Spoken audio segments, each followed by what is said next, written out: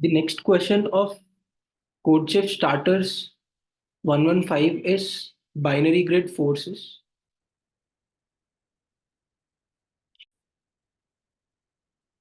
In this question, we are given with n. In this question, we are given with n binary strings. Yeah. Right? They are giving us n binary string. Each binary string is of length m. Right? So if I represent them, they are representing them as L1, L2, L3, L4, all the way up till Ln. Yeah. Right? You'll have here one binary string. You'll have one more binary string over here. Here also you'll have one more binary string, so on and so forth. Right? Now, what they are asking us to do is we can pick any binary string. Let's say we pick ith binary string. Here I ranges from 1 less than or equal to I less than or equal to n minus 1. We can pick any binary string I, and in this binary string we can choose any two indices j comma k. Okay, j should be less than k is what they are asking us to pick. Once we have picked these two indices, we can swap your L1 of j with Li of j with Li of k only if your L of I plus 1j, only if your L of I plus 1j and your L of I plus 1k are exactly equal to 1. Yeah. And if they are exactly equal to 1, only then we can actually swap L of ij with L of ik. Yeah. Right?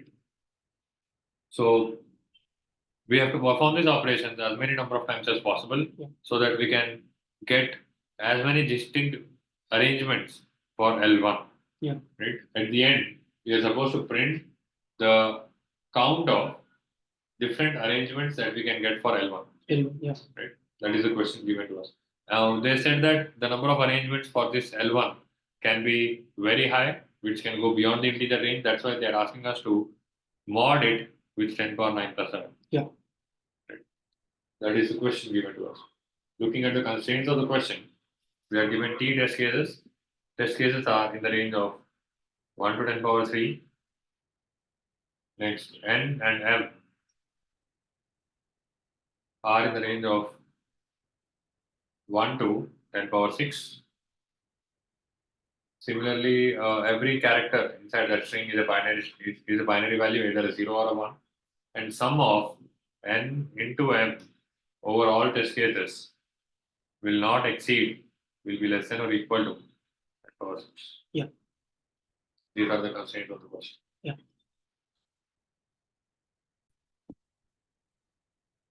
So let's see how we can solve this. Basically, we need to know, firstly, let's figure out the direction in which we can solve it.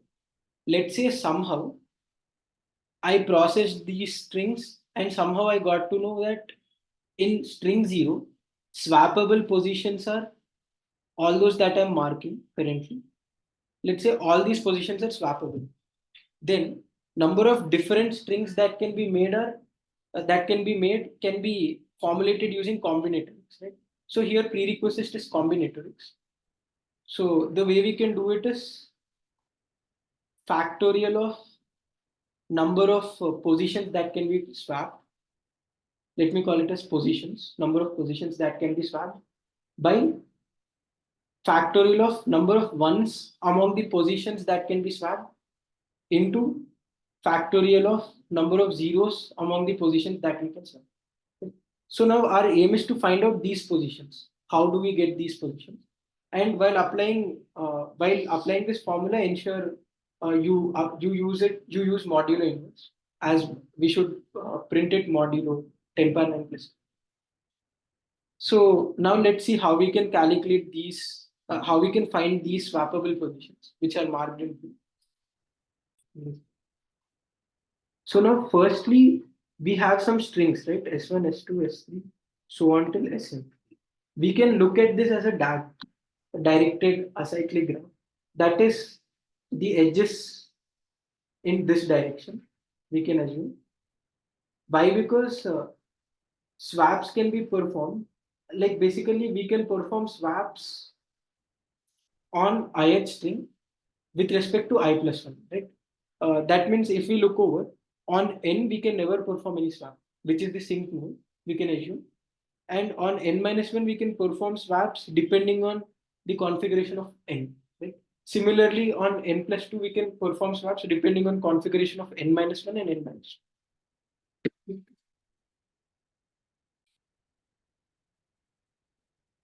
So now, similarly, for every s of I, we can perform swaps depending on I plus 1, so on till n. Yes. Yes. So it is just like topological ordering. So from the sync node, we are computing the answer to the source.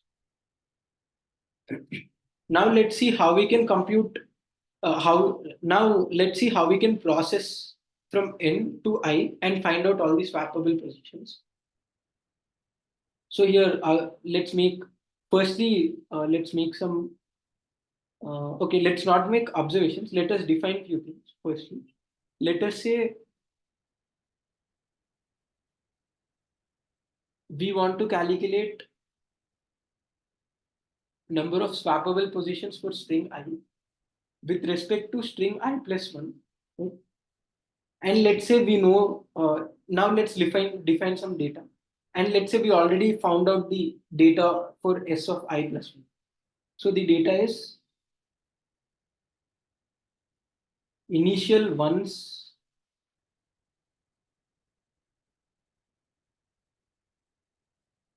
Okay, basically, first set is one's position in string uh, S of I plus 1, where we consider original one's position in string S plus 1.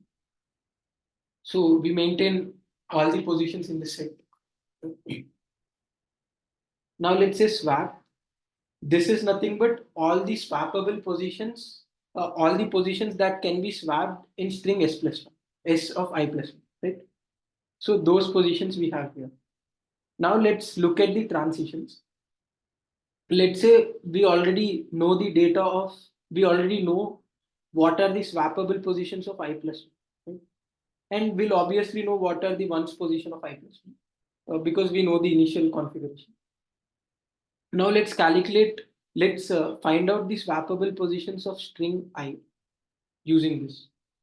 So the claim here is,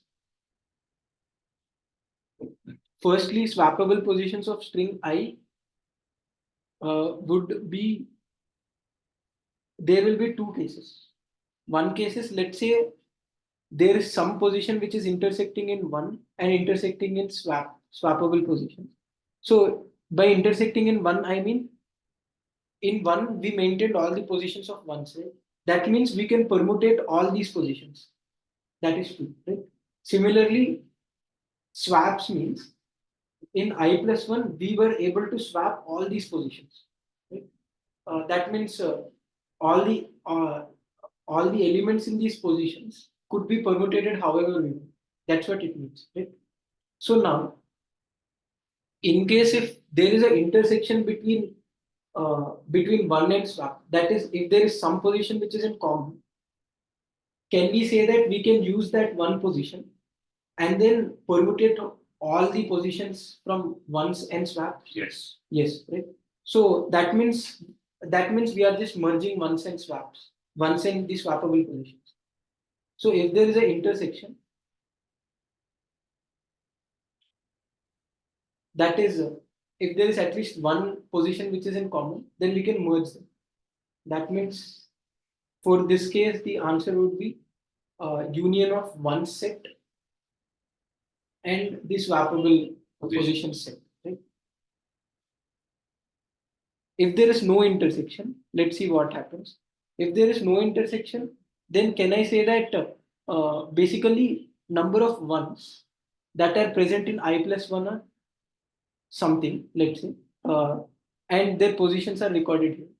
And in the swaps, we have some positions. If there is no intersection, that means all swappable elements are zeros, right? uh, because if there is at least one in swappable position, that means there is an intersection. So if there is no intersection, all swappable positions are zeros. Because the values of all swappable positions are zeros, we can never merge, I mean, we can never use these swappable positions to swap the current ith string because all the values are zeros. To swap some indices in the ith string, we need two ones, right? Then only we can swap. So if there is no intersection, we can just say it is number of swaps that we can make a number of ones present in it, right? Now, there is one small edge case. That is, let's say, firstly, we know to swap two indices in ith string, to swap to swap two indices in ith string, we need at least two ones in I plus one, right? String I plus one. So because we need at least two ones in I plus one, let's say in the position of all the swappable, like in swap, we have some positions. They are swappable positions of I, right? If swappable positions of I has only one or zero ones, then can we actually swap those positions in I? Is it possible? No. No, because basically by once I mean, let's say we have some swap, and let's say the positions are 0, 1, 3, and 4, right? These are the positions that we claimed from this, which can be swapped in I, right? And these positions are are present in I plus one also. I plus one, and these are like some might be swappable positions of I plus one, and some might be ones of I plus one. Right? So those are the merged part. So now here, if all these positions don't have a one in I plus one, string I plus one, then that means we can't basically swap, right? Why? Because in string I plus one there should be two ones to swap. So if there are no ones, we can't swap. Similarly, if there is only one, we don't have a paired one to perform swaps on these indices. Yes. So we can't swap in that case also. So the to handle that edge case where there is no ones or there is only one, after finding out the swap set for ith string, we can just check in the swap set. In the swap set, the criteria is there should be at least one in string I plus one, which belongs to the positions of swap. Right? Among all the positions of swap, after updating swap, there should be at least one in the string I plus one. There should be at least two ones in the string I plus one. If there is one or zero ones, then it's not possible to swap. Right?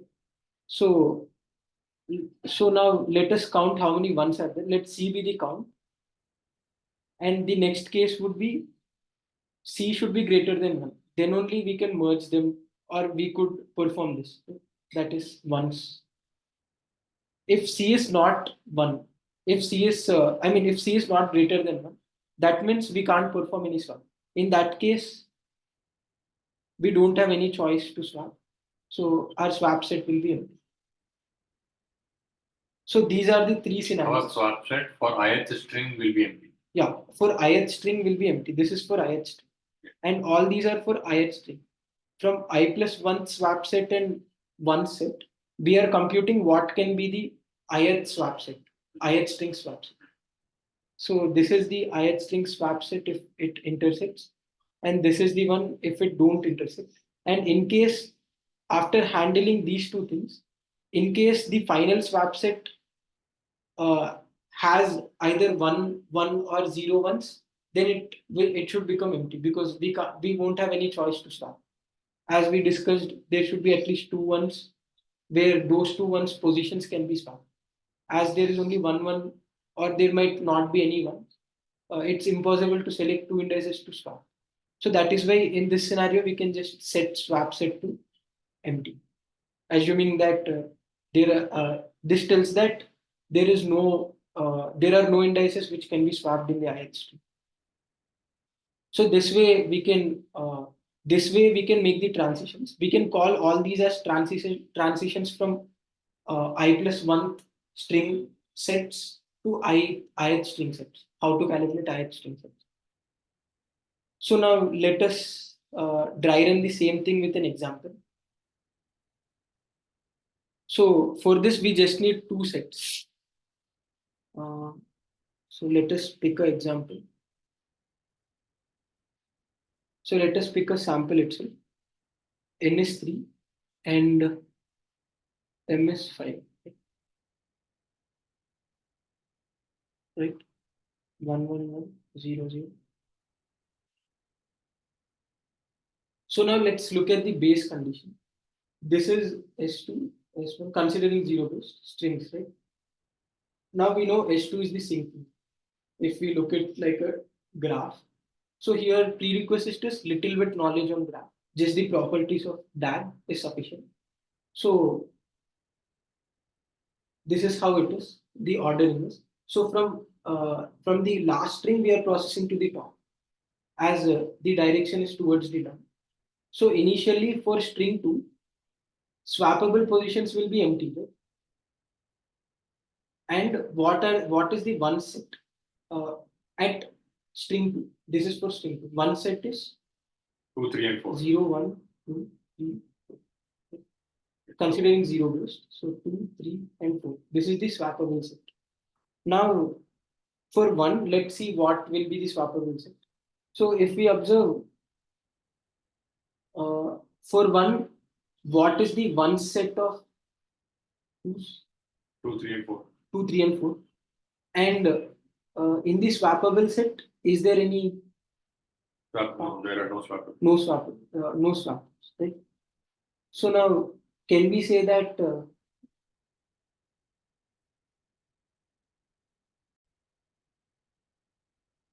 now let's go through this. What is the one set? One set we can just calculate by finding out the ones. Right? One set of string 1 String 1 is 0, 1, and 2. 1 and 2.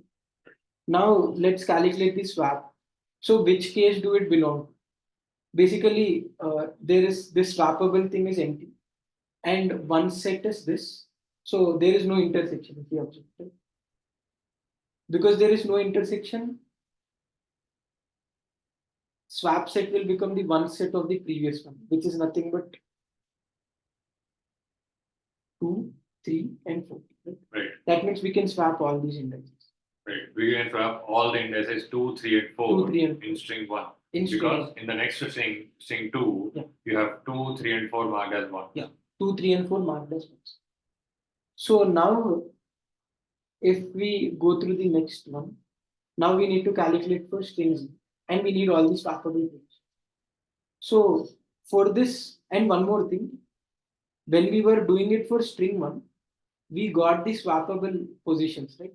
Now, in the swappable positions, are there at least 2 ones? Yes. So we need to check that also. There should be at least 2 ones, then only we can say we can swap these positions. So if you see this has a value 1 in this string, this has a value 1 in this string, and this also has a value 1 in this. So there are 3 ones, so we can say these all can be swapped. So this will be these 2, 3, and 4 should be checked in string 1, right? It should be checked in string 2. String 2. Okay. Yeah. So now we are at 0. All the one set of string 0 is 0, 1, 0, 2, 0, 2, 5. and 4. 4. 0. Yes. So now the swap part would be, if we look over this ones and this swap has an intersection. The intersection is 2. Now using this intersection, if we observe, we can swap all these. Yes. And okay, now we can make sure that using this intersection, we can make sure that 1 can be present at index 0 also, 1 also, 2 also, 3 also, and 4 also. And 4 also. Right. So if we look over, if you dry run a bit, you can observe we are performing, like we are permutating all these. That's what we can observe.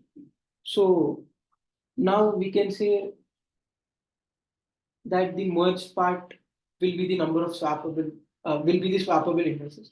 And one more case is we should ensure it has at least 2 ones. And if we see in string 1, 0th position is a 1, first position is a 1, second is also 1. So there are at least 2 ones. So we can say this is valid. Now we know these are the swappable positions. That means now we know in string 1, all these can be permutated. So now number of String 0. in string 0, sorry, 0 based. So now all because all these can be permutated, we can just rearrange these however we want. Now our aim is to calculate how many different strings we can do. So different strings that we can make are 5 factorial, right? Because there are 5 positions, by 3 factorial, number of ones into number of zeros, 2 factorial.